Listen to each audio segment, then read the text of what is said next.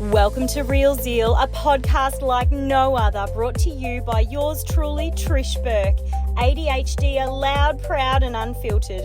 I'm absolutely honoured to bring you all of the topics, big to small and everything in between, in a way that is honest, truthful, with a veil of compassion, all in the name of ensuring everyone feels heard and validated.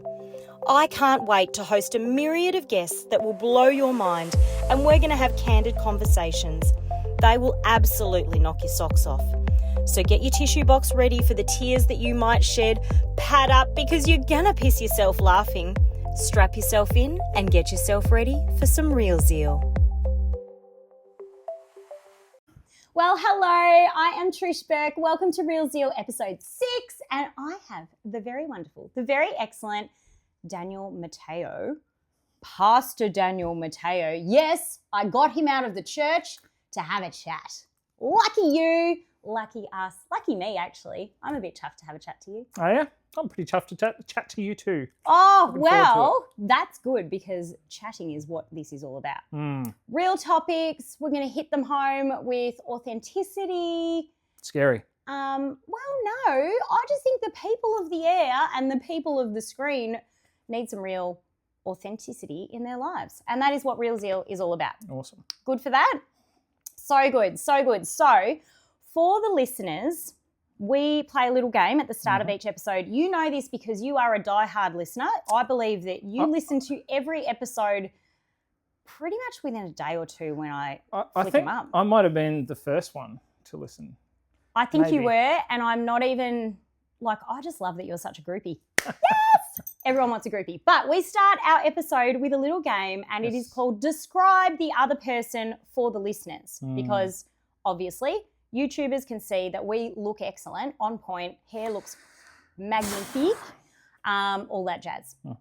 Do you want to go first, or would you like me to model it by going first? No, I'll go first if that's okay. I've had a bit of time to watch you do this, so I feel like I'm ready to go. Should I be nervous? No, it's with kindness, so yes. I think we're good for it. Go for it. Describing Trish. Yes. I think you are a happy little bird. I met you in Costco, and we met. No, Nice. Not a pigeon. I refuse. No, okay. Red Robin. You've got the red thing going on maybe today. Red Robin. Yeah, I'll take that. Red Robin. So we did Red meet Robin's in Costco. a superhero. Did you know that? Did you know one of the... Robin is a superhero. He's Batman's offsider. Yeah, but when he grew up, he became Nightwing, and one of his iterations is Red Robin. Sorry, I got distracted. Let's go back to describing you. Anyway. I feel like the side quest light should be set up. I haven't set it up. Far out. I've done you have a side quest light? I have two, in case there's a side quest on the side Where's quest. the light? They're in a box under somewhere. I can't find them right now. You're describing me. I'm apparently a little bird. Oh, yes, Great. yes, you're a happy little bird. I met you in Costco, and you were like, we bonded over the fact that we both bought giant axe-throwing targets. This is true. Yep. Actually, I didn't even have the target. I said, excuse me, where did you find that axe-throwing target? And you said, it's down there. And I ran off and got it while my kids held the spot in the line. That's what happened. This is how you make friends with people, everyone. Absolutely. If you're not sure how to do it, clearly Trish and Dan have it going on. How good was it though? That thing was $100 and it was hours of entertainment. Did you set it up? It's set up in the backyard. I'll show you after. But no joke, it was entertainment plus. My son had 8 of his mates sleep over those holidays. Yep. Legit awesome. No actual blades. They're plastic little ninja stars and axes. And hours of fun. Granted, some of them ended up on the road.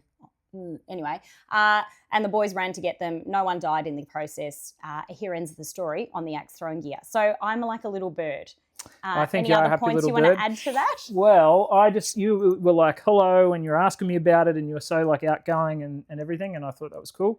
And so you introduced yourself, and you asked me why I had it, what I was doing, and I said I'm doing it I'm taking it as an activity for a camp, and you're like, oh, what church? I did go there straight away. I had a sense. It was like a vibe check. It was like a Jesus vibe check, and I sensed that. Did you? Oh, that's what it was. It's my spirit of discernment. So it wasn't just okay, if someone's at a camp, they're automatically at church. You had some sort of sensation. You didn't have a blimp over your head or a sign, or you weren't wearing a collared shirt like a priest or anything. I should get one of those. No, I feel like they're not a vibe. Okay. And I feel like negative connotations. If you walked around, you might end up with an axe throwing axe in the back of you. I don't know. I want to preserve your life. Fair call. All right. Well, anyway, thought you were awesome. Really happy, outgoing, and very much like, sort of telegraphed your spirituality. And I was like, oh yeah, me too. And then we. It was like a Me Too movement. No, actually, wrong thing. No, not the Me Too movement. No, no. Hopefully really. not. No, we connected. We swapped business cards. And yes, then, we did. And then you shared me a podcast link, and I watched it. Or when you posted, I watched it. Yeah. Yeah, and it was awesome. And now you're a groupie, 1,000,000% groupie. You are one of the first to listen on the day that it drops on a Friday, and you also give me some feedback, which I welcome. It is usually positive. Sometimes it is that bit was really funny and I nearly wet my pants. I also appreciate that bits of feedback. My favourite bit, the whole pad up expression. I have to say. Pad up because you're gonna piss yourself laughing, people. Also, maybe I think I'm funnier than I am, but there are some funny moments, I think. There's funny moments. Okay. I'll grant well, that. Hopefully we will add some into our episode just candidly, because we know that if we structure comedy in there, it is a dive bomb, like dad jokes. Dive bomb. Do you tell a lot of dad jokes? I've been known to. Okay. Been known to tell a joke of the dad. Lead balloon? Yeah, it goes that way. Okay. Well, I'm going to describe for the listeners how you appear. A playful expression on the face. There is an air of cheekiness in Dan's face, so I figured he would be fun to talk to. One, he doesn't look like some kind of psychopath or like scary person. Oh, that's relieving. Especially in your industry. Yes, so a little bit of cheekiness, a bit of mischief that sort of seems to cross your facial expressions, which I enjoy. And you too are also quite bubbly and a little bit tangential. Okay, very tangential, like I am. So this episode will be interesting, people. Strap yourself in because it is going to get potentially crazy, wild, bumpy, who knows. Maybe you'll cry. I don't even know. We didn't bring the tissues. Oh, dear.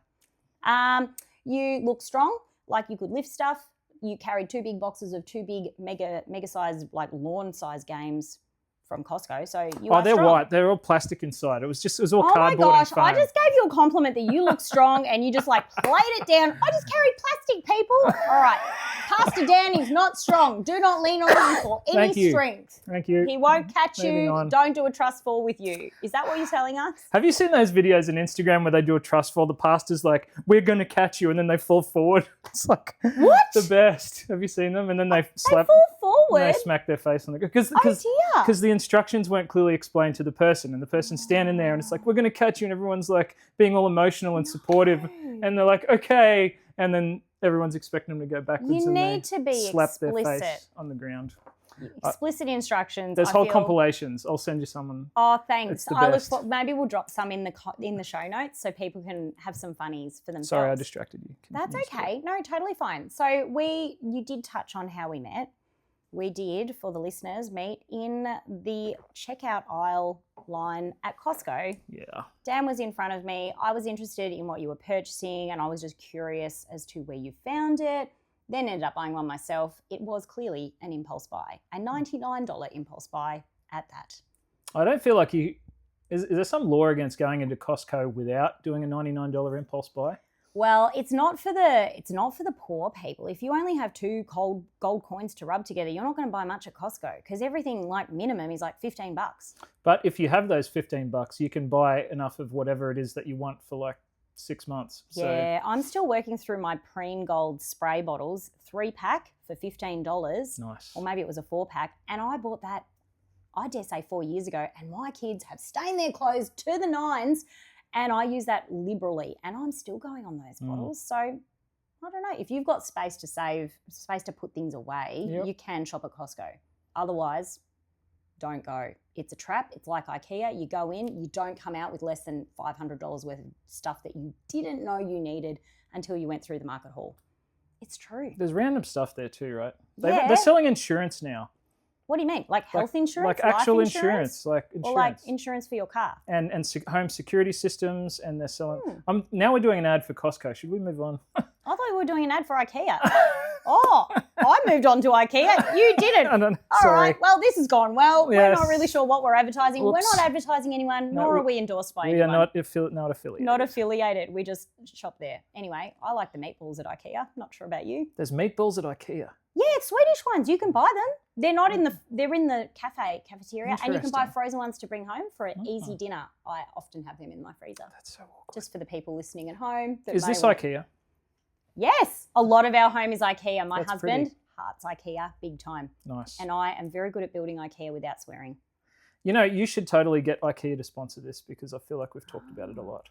Well, I will approach them, and they might say, "Hey, H-E-Y," or H-E-J. Oh, well, however they say hello. It's H-E-Y. Yeah, okay. Well, I'll say, hey, no, that's how we say hey, but H-E-J is how you spell it in Swedish, Swiss, Sweden, with the two Switzerland. letter dots with the above umlaut on top. You know things about Swedish. Tell me about why do you know things about Swedish? I don't. Well, Sweden's close to Germany. Germany has the two dots. They're called umlauts in Germany, and that's the end of that story. Okay. I don't know. I studied French in high school, just until year 9, Japanese right till year 12. Don't ask me any because Iyo genki desu ka? Chotto matte, sumimasen. Abunaku nai desu yo. That means that's not dangerous. Tore etemo ii desu ka? That means, can I please go to the toilet? And that's what I learned. I don't think. Doesn't it? Ii desu ka is, are you a toilet? Oh. Oh. Well, I'm not a toilet, and I hope you're not. The teacher told us to say that, otherwise they wouldn't let us go to the toilet. Oh my goodness, that is the first thing they teach you in class is like to say, can I please go to the toilet in the language? Yep. Yeah, I'm half Indonesian, so I'm bilingual. I learned I got one, because I used to be in the army. Yeah. Oh, And this is a good story. I went to East Timor. We're in the army now, in the army now. Oh, sorry. You didn't want the song? There wasn't a song. No. Don't you sing that? Oh, don't you sing songs while you're marching along? Or is that's a marching band? In America they do. Oh, In America they do. you don't sing in the army in Australia. No. What do you do?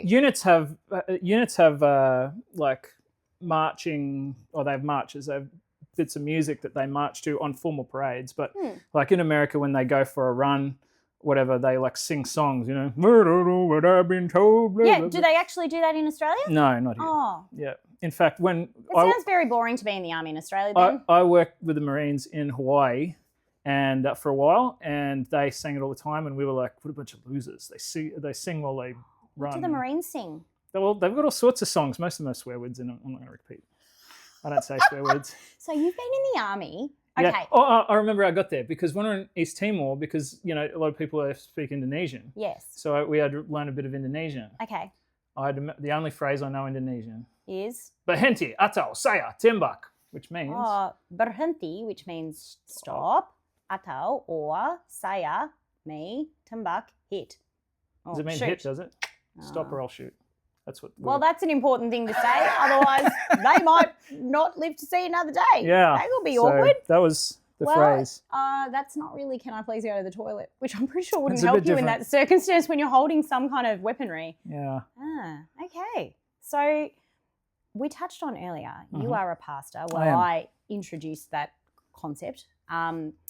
Now, people of the air, people of the screen may not know what a pastor looks like or acts like. And I'm going to break the mold on that tonight. Okay. Today, whatever, whenever you're listening to this, friends. I actually think that everybody has a really interesting or different perception on what a pastor, archdeacon, bishop, other clergy of the church, people that do the church thing, I don't know, they have this idea potentially, I know I did as a child, that like someone that is the pastor or a reverend of a church must be very reverent and old, potentially, and a bit of a fuddy-duddy, maybe have a funny smell about them. Oh. Weird musty kind of a scent. Oh, well. Oh, that's not coming off you now. I passed that vibe. Oh, man. I couldn't smell that, people. For those of you that can't smell Dan, he smells all right. Oh, that's good. Not musty and old. And you're not old, you're not musty, and you're not a fuddy-duddy. I'm probably older than you think I am. Well, I feel like we're the same age. Are you going I'm 42. Oh, he's the older man in this situation. I am 40, 42. Yeah. Oh, well, you're looking good for your age. You too. Oh, thanks. Maybe we'll use the same face cream. Who knows? Oh, wow. Is this going to become a face cream plug now? Nah, moving on. You don't need to know about my skincare routine. I'm pretty sure Dan just uses soap in the shower. Yes, I do. I just rub. I use this. Do you just get your shampoo and rub it all down your face and body? There is no shampoo. There's soap. I rub it in my hair. I rub it on my face. Hang on, like a bar of soap you rub in your hair? A bar of soap. What? You definitely are from the army. Good for you. Ooh. Oh, no, that's jail if you drop your soap. Don't do that. Oh, what? Oh, sorry. Moving on. That escalated quickly. Sorry about that. No, that's fine. Okay, pastors. You're talking about pastors. I think, yes. The world potentially has some interesting perceptions on what a pastor is, looks like, does, etc. So I thought today, we could have a little bit of a chitty chat about maybe the kind of, jobs you held before becoming a pastor, because being in the army is one thing and there was service involved in what you did. You said you went to Timor as part of your time in the army. What else have you been up to before feeling the call to come into pastoring a church or a community within a church? Other way around for me. So, so God's call to ministry for me is like the articulation of a deep sense that I've felt inside of myself from my earliest memories. And I actually, bizarrely, have very early memories. Like, I don't... Like, are we talking like a 3-year-old, I feel like I'm going to lead a church, brothers and sisters in my family? No, I remember all the way back to being a baby. Do you remember being in utero? No, not in utero. I do remember the day of my birth. Nobody believes me when I tell them that. Everyone thinks I'm lying. This is the puzzled expression. Yeah, that's what I get. There's only one person ever that I've... I would like to know this story. Yeah. Please tell me about remembering your birth. Yeah, I don't remember the actual birth. Like I remember the room. I remember you were born. Do you remember the room because you saw a photo of... No, there's no photos. I remember the room, and I remember being on my mum's chest. I remember... Well, it's a weird thing to remember, but I remember urinating. Into the blanket? Into a nappy? On my mum. You peed on your mum? I peed on my mum. Okay, has she told you these stories and you're just like regurgitating? Everybody asked me that. I'm just curious. But the answer is she has confirmed details. Right. So you've said, Mum, I remember piddling on you when you were holding me up on your shoulder. And she was like, what? How do you know that? So not exactly in that way, but yeah, more or less. Wow. So I like remember the room. I remember her. I remember feelings, colours from that time. I remember being a baby, being a toddler. I remember my whole life. The thing is, it's not useful stuff. Like, you don't remember the Tats Lotto ticket numbers. No, actually, that won't help. That's Back to the Future. Sorry. Well, the thing is, I struggle to remember names. Like, I have to work very hard to remember names. What's my name? Oh my gosh. It's Trish. Right. No, I do. That's awkward. So it's hard because, like, obviously I'm a pastor. So, like, it's, you first have time to. you go to a church, you meet like 300 people, and then they all tell you their name, and then they assume that you're going to know it afterwards. I don't.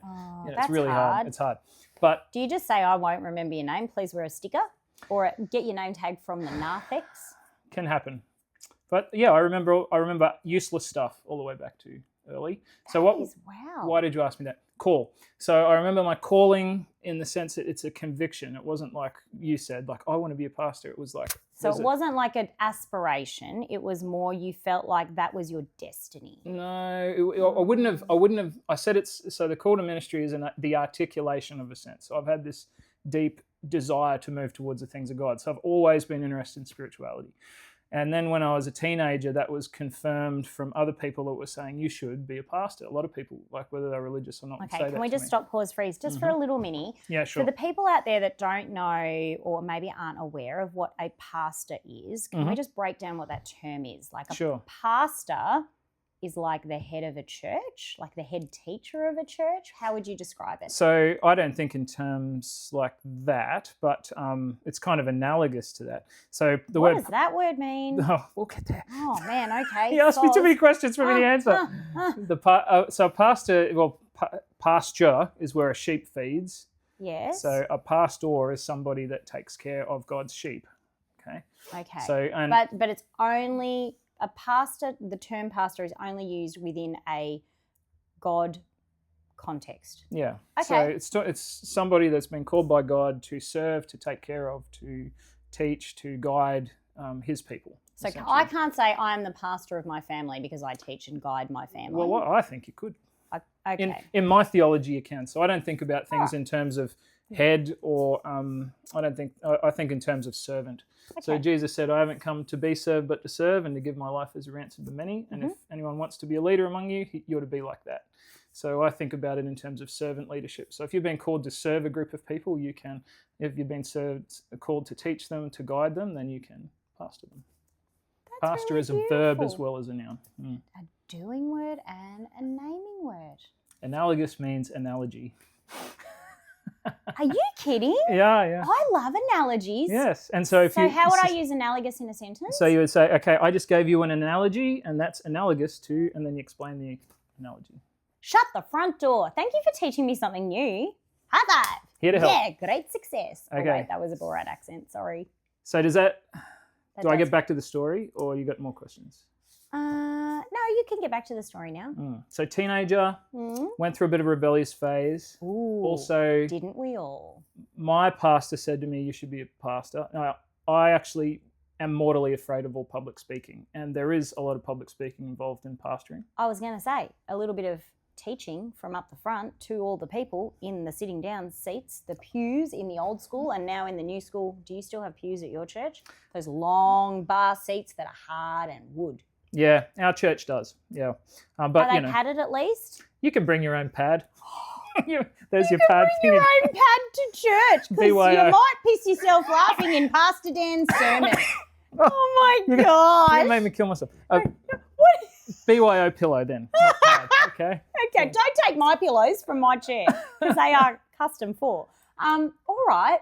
Very interesting. So, So rebelling. So I went through a bit of a time when I was questioning God and stuff, but also questioning like all sorts of things. Like I was looking into like the church I was raised in. Is that true? Or so I went to lots of different churches and looked at other religions and things. And then when it was clear to me that God was calling me in that direction, I was so afraid of having to speak to people that I just said, I'm leaving God and I'm leaving everything and I'm just running away.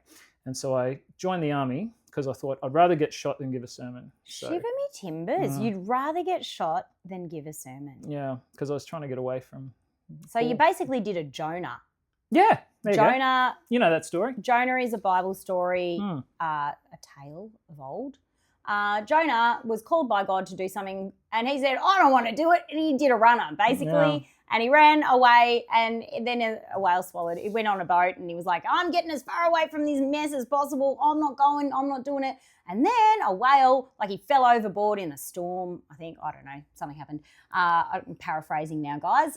Read the book yourself. The Trish version. The Trish version. He went in, he got swallowed by a whale. He stayed in there for 3 whole days and he didn't die. I think the whale just swallowed him whole. And then he spat him out. And then he was like, oh my gosh, I'm so sorry. And then decided to just do what he was asked in the first place. Yeah. Like every child saying, I don't want to do that, Mum. I don't want to do that, Dad. And then like they realise it's the better way after they tried the hard way or the dumb way or, well, the dud way. It's not dumb. No way is dumb. It's a learning opportunity. Jonah learnt from that opportunity and bless all the people of the world called Jonah. Maybe their parents foretold something might happen. I think every child does a Jonah, don't That was they? a good Jonah sermon. Oh, thanks. Well done. I did it in like a minute. Good So pastoring. you won't get bored if I pastor your church. I'll be comical and you'll need to pad up because the seats are hard.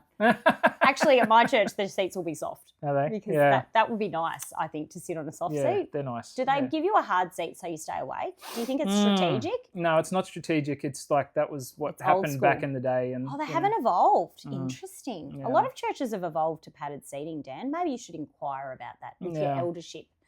Your upline. Your upline managers. The Elders are the upline managers of the church, everyone. Amway silver level, you reckon? Oh, jeepers, Amway. Wow, we're really bringing going out all of around. the pyramid scheme. Would you like some toilet paper from Amway? I don't know. Is Amway American? I just automatically went there with an American accent. I think they started over there. You're going to get some angry emails from Amway people though. Oh, no, like good for you. If that's how you earn your dollar, good for you. And if you believe in your product, good for you. Good stuff. Okay, so you did a little bit of rebellious, I'm going to join the army, I am Jonah 2.0. Not that the army's bad. I'll just make No. that clear. I was just running as far as I could away from where I was meant to be. You know? Do they shave your head in the army? Sorry, Number ignorant 2. question. Number 2. Just a number, a poo Meow, on your head? meow, Oh, meow. no, a number 2 with a shaver. Right, Yeah. no poo. Poo. Poo is a number 2. number 2. Gee, I had to connect those dots Oh, for yeah, you, Dan. sorry. Gee, it's late in the day and he's like, the cogs sorry. are turning, guys. They're turning. I can hear the grind. Sorry. Yes. No. You know, number 2 with the clippers. Okay, great. Yep. Oh, okay, so If you're a nice. girl, it's up to you. Oh, so you're allowed long hair if you're a girl. I think there's I can't Slightly remember, but I frowned think upon? there's a length There is a length. There's a particular... It's like private school. I can't remember There's now. a length. It's a long time. Plus, I got out in 2001, so... 2006, so it kind of... it could have changed now, but when I was in, all the blokes had to get a number 2 all over, and the girls, it was up to them. Some of them did. Interesting. Okay. Clearly saw G.I. Jane, thought that was cool. Didn't look cool. Well, you take your inspiration in life from where you want to take it from, That's right? true. G.I. Jane, good for you. Okay, so Army did a little bit of I'm going to try this out and see how it works for me. Yeah. How long were you in the Army for? I was in the Army for 5 years. Yeah, 5 years. So 2001 to 2006. Okay. In 2003 operational tour. Okay. So while I was there, God made it clear to me, sort of pretty much beyond all shadow of a doubt, that he was there and looking after me, saved my life a couple of times. And so you had some close calls. Yeah, but probably not in the way that you think. So not foot on a landmine, step back. No. It was a peacekeeping operation, and at that time it was things were winding down. Things wound up again after that, but it was things were winding down at that point. So I wasn't ever, I don't feel, in any danger in that way, but like dangerous situation in terms of patrolling up in the mountains on cliffs and things like that. And I definitely saw God protecting me, preventing me from falling to my death. Yes. Can I ask you a question about that? Because I reckon most people, might be a bit of an assumption, most people would say there have been at least 1 or 2 times or several where you felt like someone was looking out for you. Yeah. There's some kind of maybe higher being, or you just felt like a gut sense that you had to not go down this pathway, and then there was a big snake and you're like, oh, thank goodness, or whatever it was. So I reckon most people in the world would have some kind of experience with, there is definitely a sense of someone's watching my back. Big brother, maybe. Bigger question is, everyone's had that, and then they've also experienced, why didn't that happen when I needed it? Yes, obviously. Why do bad things happen to good people? Those kind of questions. And also, why did it happen to me? Why me? Yep. I also have why me moments, even though I have a faith of my own and I believe in God. But I know that even for myself, I do have trouble on hard days or hard seasons where I feel a little bit like I'm a bit abandoned in a wilderness and being left to the wolves. So that's the tension, yeah? Yeah. So that is actually the tension of the life of faith, where on one side we do very dramatically see God step in and do things at different times, and we're like, wow, that was God. Can't have been anything but, this, we can explain it away and so forth, but often inside we get that conviction that there's something here, something bigger and greater than me, significant happened. And then other times that we can't, like, well, that would have been really good if it had happened here, and it didn't, and that's part of the walk, isn't it? So I find I've got a tattoo on my wrist, and it is a tattoo that says faith. Faith. Yeah. I've seen T-shirts with that on it. Yeah, that's where I got the design from. Yeah. It was a total knockoff. Nice. My husband, funny story, thought that was my name when we first were doing a puzzle together in our local neighbourhood. Yes. And he invited me over to do a puzzle, and we were neighbours, and he just thought that the tattoo was my name. And I was like, I don't have Alzheimer's. I don't know why you would think I would tattoo my own name, Trish, on my wrist. And he goes, I don't know. I didn't want to pull your hand closer to have a look. I wasn't going to be presumptuous in thinking that I could just grab your hand and have a geezer. Yeah. And I was like, dude, but you also thought that I was some kind of nuffy to put my own name on my wrist. Do you have any tattoos? No. Oh, is your body a temple that you cannot scar or, do stuff like tattooing to? Okay. So during my there's 2 things. Okay, first of all, I'm like, God created me like this. I think he got it right the first time. So that's how I think about it. Statue of David. Statue of David. He thinks he's excellent, everyone. Boy, I might have mucked it up. All right, he didn't need enhancement like tats. Good for you. I might have. But you do go to the gym, so I feel like maybe you think that you do need some enhancing or strength training. Well, I'm trying to get rid of the middle. It's not working out really well. Anyhow, moving on. Okay, sorry. What were we talking about? We're talking about tattoos. That you think you're awesome. Do you have any tattoos? Okay, so when I was in my wilderness time where I was kind of walking away from God, and I'll tell you the rest of that story soon. Okay. But it was when he was in the army, guys. I I was like, yes, I even designed a tattoo. Oh. But the thing is, I'm super cheap. I'm like a major penny pincher, man. I like... You could just do like a jailbird one where you get like some kind of sharp object, scratch, and then rub some ink into it. I don't encourage that at home. And this little ears should not be listening anyway. Yes, I did try that. And I also, it didn't work because it faded after 6 weeks. Where did you do it? Need I ask? It was Maybe with the needle and the ink, I tried it on my arm. On your own, on yourself? Yes.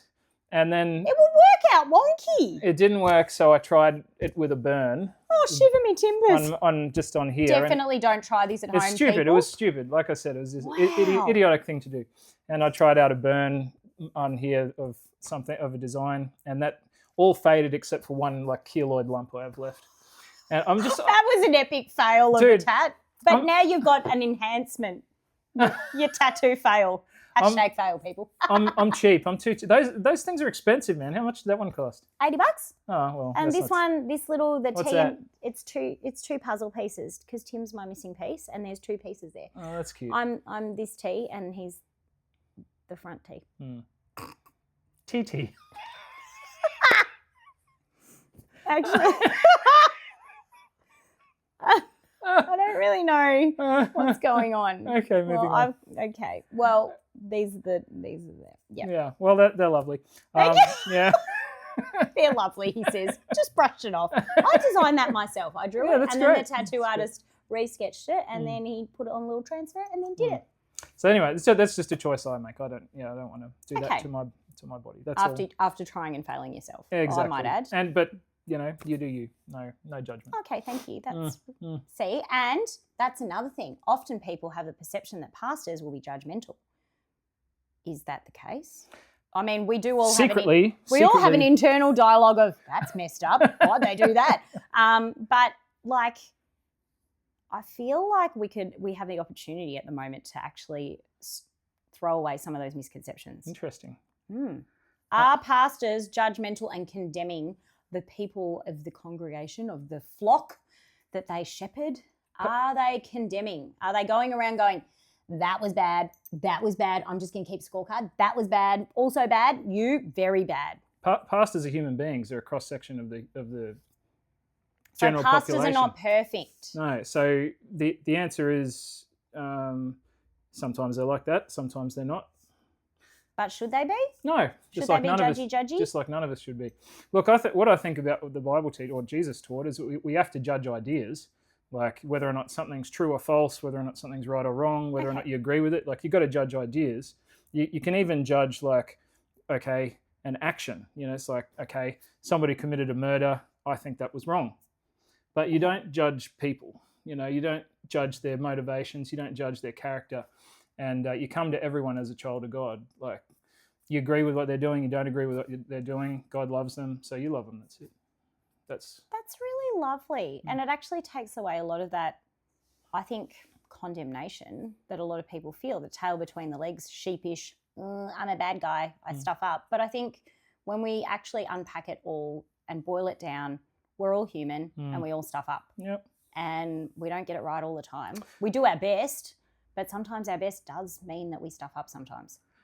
Yeah, well, and we're all in different stages in our journey too. Like we're learning more. Like there's things sometimes, like there's things at the start of my journey with God I was super convicted about. I'm like, that is wrong. I'm never doing that. And then as I kind of developed my understanding and everything, I'm like, yeah, that's not so bad as I thought it was. And then there's other things where I was like, that's no big deal. And then as I grew, I'm like, I'm going to steer clear of that one. Like, you grow and you develop. And so it's good to, when you're dealing with somebody else, you understand that they're in the same place. They're growing too. So, and they might not have had that conviction that you've had either. So exactly. For example, I might like to have a nice little casual social drink of the alcohol variety, but you perhaps may not look that way because you have your own convictions about that. And I'm not trying to dig up anything about your history necessarily, but I can tell you about history. I used to drink a lot, so I drink a lot. Me too. I went to university and it was a great time. So this is, I mean, I learnt a lot at university and I have a degree, but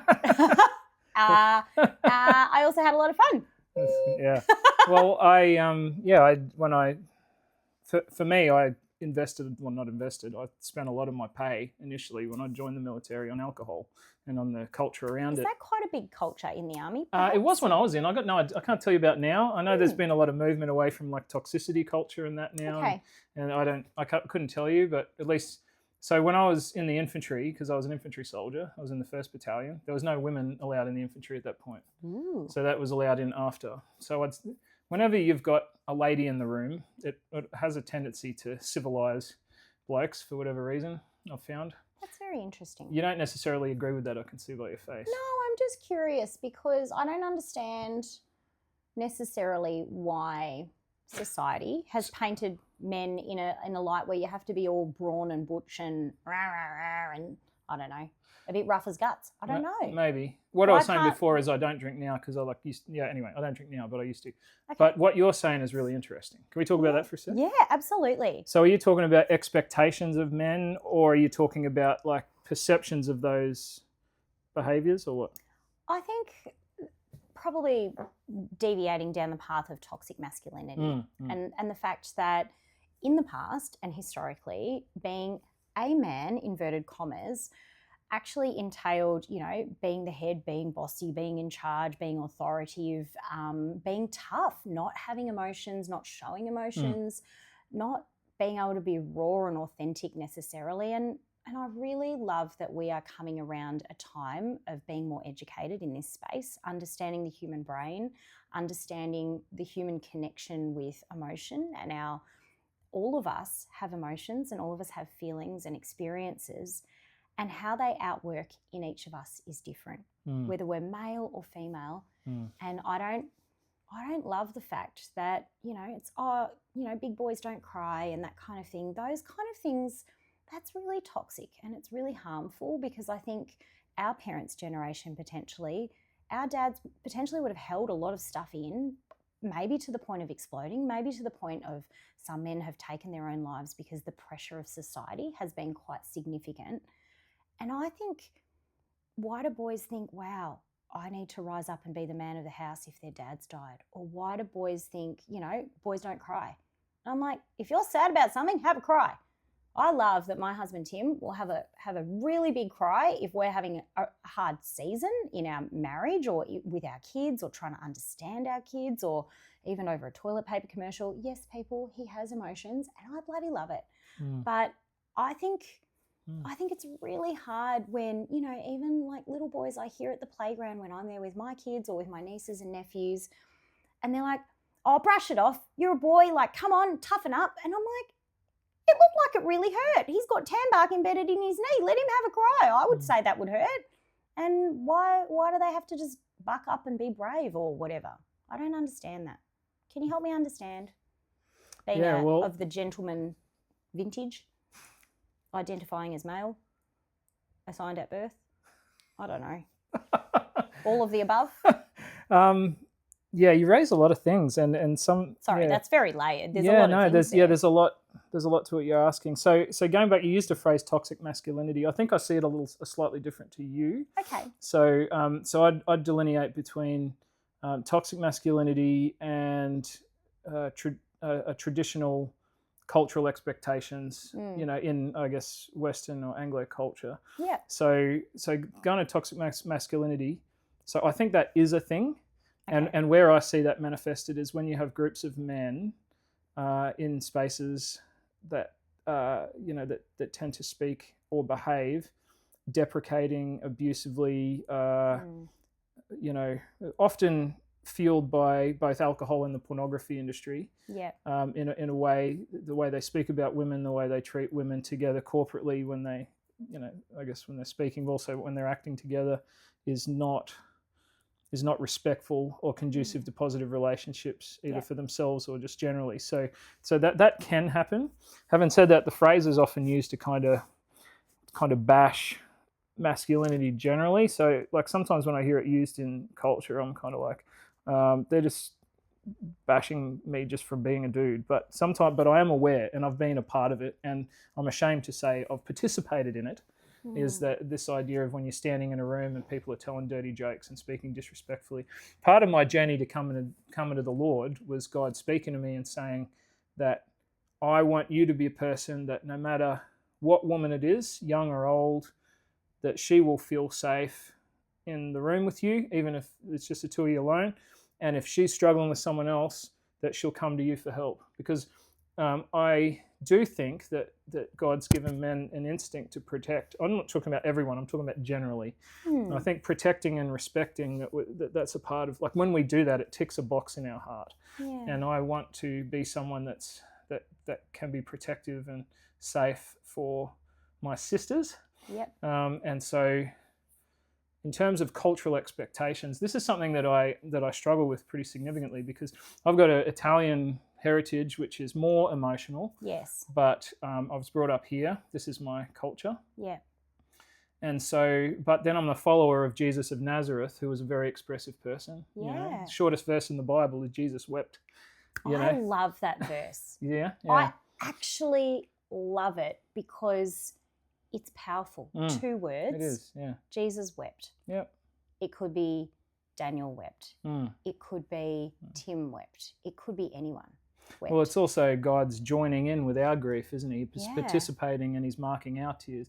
Yeah, there's a lot I could preach on that, but I won't. The thing is, I've got your culture makes up who you are.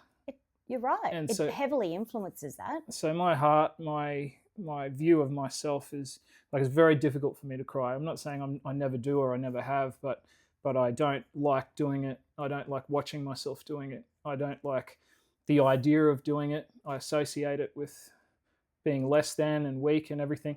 I know that's not true intellectually, and I agree with everything that you said intellectually, but in terms of my instinct, in terms of my emotional predilection, everything in me wants to run away from that. Fight it. And then one of the biggest struggles I had in learning to have a relationship with Jesus is I'm supposed to be following this Jesus that wept, and yet I refused to do so, even in the most like tragic and horrific circumstances. And one day, maybe I'm getting ahead of myself with the story, but having an experience and really believing that he loved me and that he was there with me and that everything was going to be okay because of his presence was associated with tears, and I was all alone. Yeah. And then suddenly, and that was like broke a dam or something in me, and I realized I had all of this grief throughout my whole life. You know, when my grandmother died when I was a kid, when my uncle died, when my father died, and like, you know, everything's just started coming out of me, and I couldn't do it around my family because I was ashamed.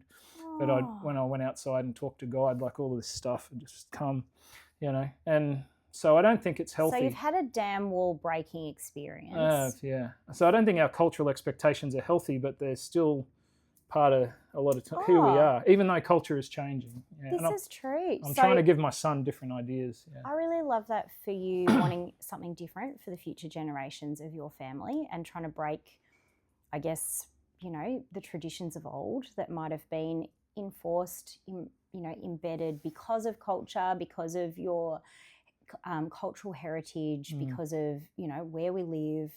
But I really love that you want something different for your son. I think that's really powerful. And I think... You know when it happened? What happened? When I was at my dad's funeral, and I was going out to the what's the car called? Where you think of the thing? The hearse. Hearse, thanks. It's not a limo, it's a hearse. Yeah, going out to the hearse, and my son was behind me. He was probably about 10 meters behind me, and I looked back and I could see him trying to suck in the tears. Oh. So he's there, like he was trying to stop himself from crying. Oh. And what was he? I don't know, he's 13 now. It was 4 years ago. What's that? I'm not very good at maths. There you go. 9. 8 or 9. Yeah. And so he's trying not to cry because your grandfather's just died.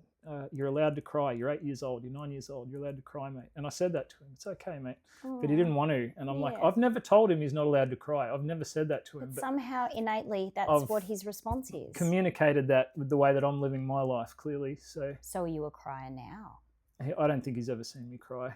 It's not that I haven't. My wife has maybe 3-4 times. Okay. Yeah. It sounds like that's still a bit of a journey that you're on in terms of overcoming the internal struggle to push it down or to suppress or not let the dam walls break down. It's funny we're talking about this. I think I'm actually growing while I'm talking to you. Is that all right? Absolutely. So I don't believe that shame is godly. So I think that shame is an attack.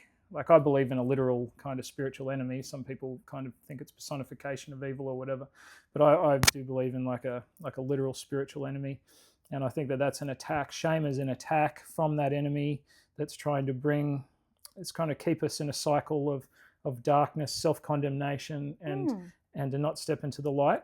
I believe that God does bring conviction when he wants something to change, like he convicts us, but I don't believe that he shames us. Okay. And so I identify, just as you were speaking, that I associate, like I was just trying to go through in my mind, what would it be like if I cried in front of my son, and I would be shamed. I would feel shame.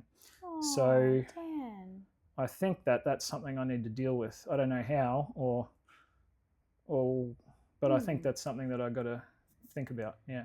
Absolutely. I think personally, it's not until you have children that you actually go, wow, I've got some stuff to work through, right. Because I don't want to inflict that on you guys. But also in that, like, wow, that perception that I've had all along that I grew up with, that perhaps was instilled by my parents, is not something that I want passed on to my children. And having those intentional thoughts, but then actually, as you've now had this little light bulb moment almost of, I need to be intentional about how I address that ongoing so that it's not something that continues to be a barrier for my kids to be themselves and to express themselves. And I think we were created, all of us as human beings were created as emotional beings. Yes. Whether you believe in God, whether you don't believe in God, it's very hard not to acknowledge that we are created as emotional beings. We show joy, we show sadness, we show despair, we show lament, guilt, shame, hunger. That is a real feeling, guys. For sure.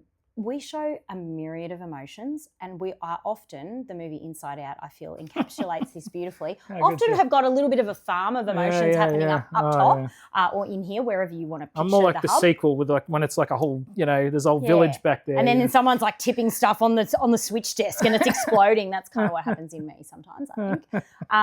But I think we are innately created as emotional beings. We are innately created to need connection. Yes. Some of us can happily live as a hermit in a little hut far, far away from anywhere, but they will come down from the mountain on occasions just for a little bit of connection, or to even talk to a tree or something. I don't know. But, I've talked about this in previous episodes, that we weren't created to do it alone.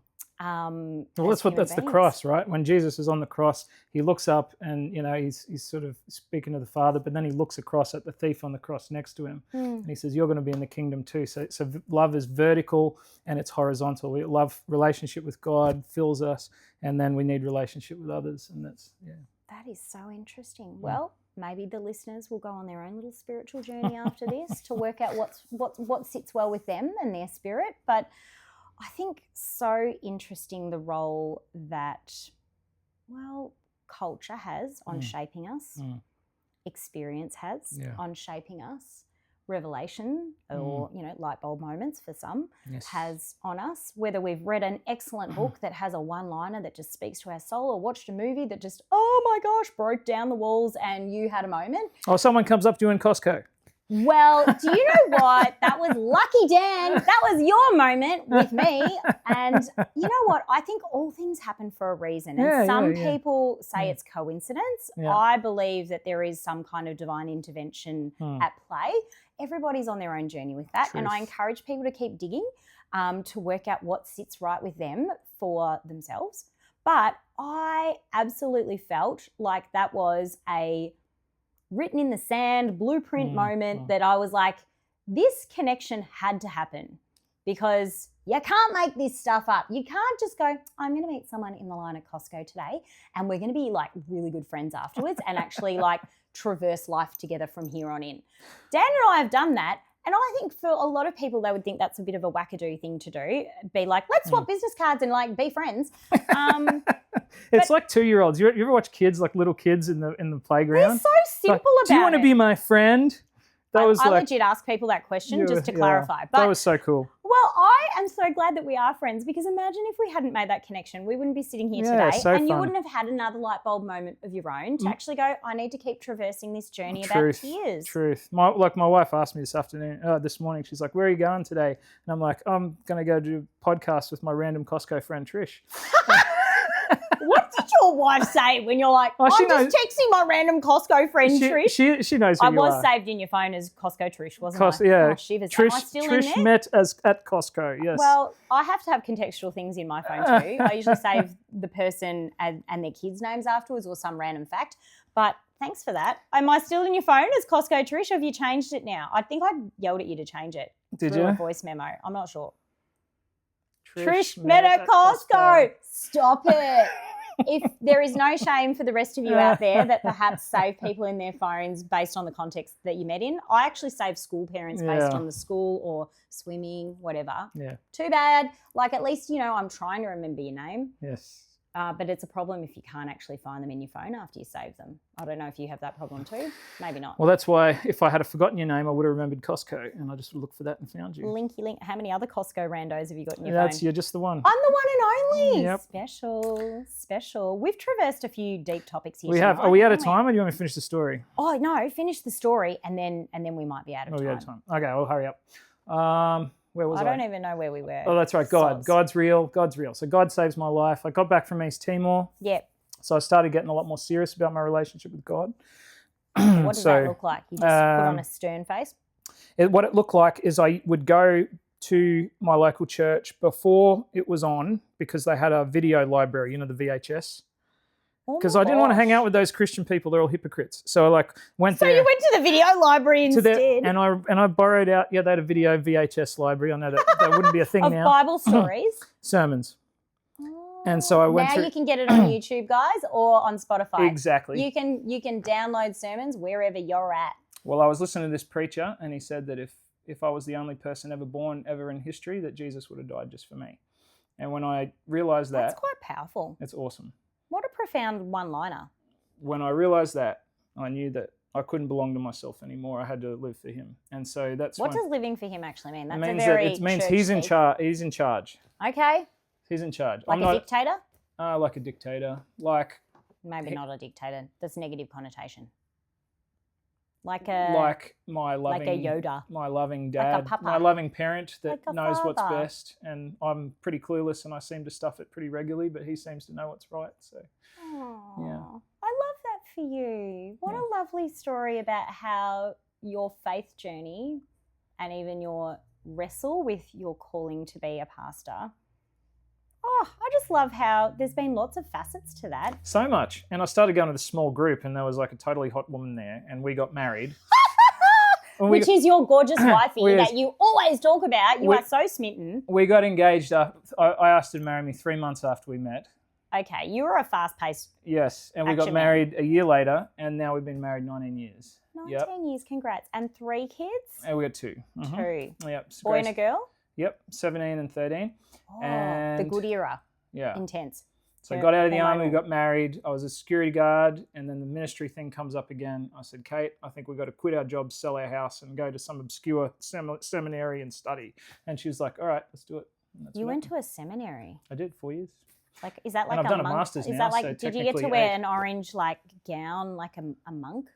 At the end, at graduation, it's black with blue and pink. Oh, that's nice. Did you get a plumey hat? Yeah, I got one of those hats. Oh, that's a bit special. I've done that twice now. He's got an MA. So. Oh, look at him bragging about all his extra letters. No, I've got ADHD letters after my name. They're very special, and I had to pay for that certificate as well. Did you? Yeah, you have to pay to be assessed that your brain is special. People keep telling me I have to get assessed, but I refuse to because of the expense. You dropped your ball. Oh, well, I dropped the other ball. You're throwing balls at me. It's going south for the winter, guys.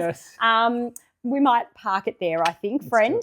It has been a delight to sort of traverse the story of Dan, Pastor Dan, and how you have actually had some very colourful experiences in life prior to becoming a pastor, which makes you incredibly relatable and super duper fun. And I think if you can't relate to the people of today, then you are the weird version of pastor that we have stuck in our minds potentially from when we were kids, of some old man that's unrelatable and maybe smells funny. Well, that's really kind and makes me feel a bit emotional. It's really nice things to say. I think you're awesome too, and what you do is amazing, and your job, and you're the perfect person for what you do as well. God's got you in the right place, I believe. Yeah. Oh, well, I think God's got you in the right place too. Because imagine if you had to sit in a boring, hard pew and then the person droned on for ages, you at least got some fun personality. I can't sit still. Well, that's incredible. That's why God made me a preacher, because I don't have to sit down. I can wander around. You can pace and wander and you can reach down and connect with the people. I love that. When someone else is preaching, I have to draw pictures because I can't. You've actually shared some of your beautiful images with me, and I might actually pop some up here in the little gap between us. You can't see it, although you did see when you were born. So yes. I don't know. Maybe you can see it now. But yes, for the viewers, you'll be able to see some of the Pastor Dan images that he has drawn for me, which I am open to sharing. They are a little bit personal, but I feel like, you know, it's not like a Titanic drawing, so stop picturing that, weirdos out there. But yes, I think that's another one of your creative giftings. I just got that. Moving on. Hands on me, Jack. No, not you. I mean, that's just Titanic quotes. Sorry. That's how my brain works. Oh no. Mayday. Actually, they called that in Titanic. Edit, delete. It's this stuff that makes it Real Zeal. That's right, people. Pastor Dan, thank you so much for sharing your story. It's a pleasure. Thanks sharing authentically with us here tonight, and also actually bringing light to the fact that pastors aren't boring. They actually are super relatable, fun. They are just other humans, and not some weird super spiritual being that floats on kind of clouds or something. Do you float on a cloud? Just curious. That would be awesome. Imagine if they had hoverboards from Back to the Future and like... Monkey magic. Oh my gosh. We were talking about that last night. Memory unlocked. Right? Oh my word. Okay. This is going to send us off in another side quest. It is. So we're going to wrap out here. Thank you so much for tuning in. Get yourself some Real Zeal. Bye.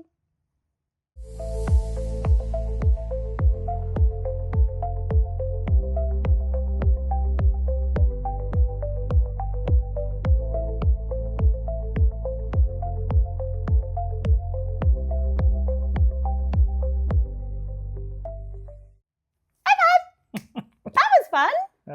You there were some balls weird at me. moments. Well, I don't think weird moments. What do you mean? Are you saying I'm weird? No. I feel that I would. Yeah. Anyway. Thanks. Okay. Well, let's check. Oh my gosh. How long? 0 minutes. You didn't hit record. Ooh. No, I'm just joking. That wasn't funny. I do it to everyone. And you don't seem to have lost any of the... I am main character energy, in case you haven't worked out. Yes, you do. Yeah.